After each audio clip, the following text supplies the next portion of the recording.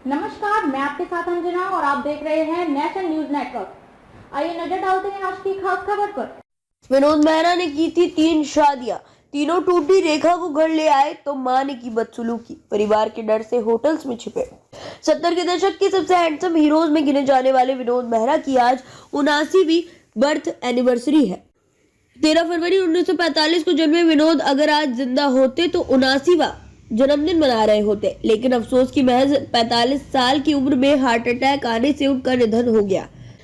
विनोद मेहरा अपने इकलौते बेटे का चेहरा तक नहीं देख सके, जिसका जन्म उनकी मौत के 8 महीने बाद हुआ था। विनोद मेहरा ने अमर प्रेम, घर, जानी दुश्मन, नौकर बीवी का जैसी करीब 100 बेहतरीन फिल्मों में काम कर बड़ा नाम बनाया, लेकिन उनकी निजी जिंदगी हमेशा ट्रेजेडी से भरी रही। 4 शादियों के बावजूद विनोद मेहरा सालों तक तन्हा रहे। विनोद ने रेखा से पहली शादी की थी, लेकिन अफसोस की शादी के चंद घंटों बाद ही परिवार ने रेखा से बदसलूकी कर दोनों को अलग कर दिया। परिवार के दबाव में विनोद ने दूसरी शादी तो कर ली, लेकिन वो खुश नहीं रह सके। इस बीच उनकी जिंदगी में एक्ट्रेस बिंदिया गोस्वामी आई। विनोद ने बिंदिया को अपनाना चाहा तो पत्नी के परिवार ने उन्हें इतना धमकाया कि जान बचाने के डर से उन्हें होटलों में छिपकर रहना पड़ा। सब ठीक होने का इंतजार था कि बिंदिया ने भी एक डायरेक्टर के लिए उनका साथ छोड़ दिया। आखिरकार उन्हें चौथी पत्नी से प्यार मिला, लेकिन शादी के महज 2 साल बाद ही उनकी मौत हो गई। भारत की आजादी के बाद परिवार अमृतसर से बॉम्बे पहुंचा।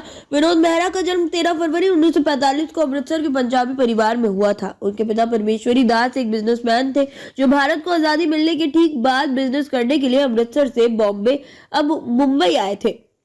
बॉम्बे में परमेश्वरी दास की बहन शारदा हिंदी सिनेमा से जुड़ी और छोटे मोटे रोल करने लगी। महज 10 साल की उम्र से अभिनय करने लगे विनोद मेहरा।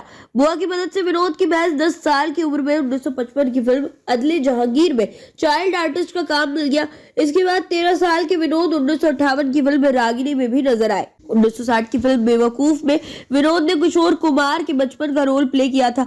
बतौर चाइल्ड आर्टिस्ट काम करते हुए ही विनोद ने बॉम्बे में रहकर सांता क्रूज स्थित sacred heart boys high school में पढ़ाई पूरी की और फिर सेंट जेवियर कॉलेज में बैचलर डिग्री लेने के लिए दाखिला ले लिया।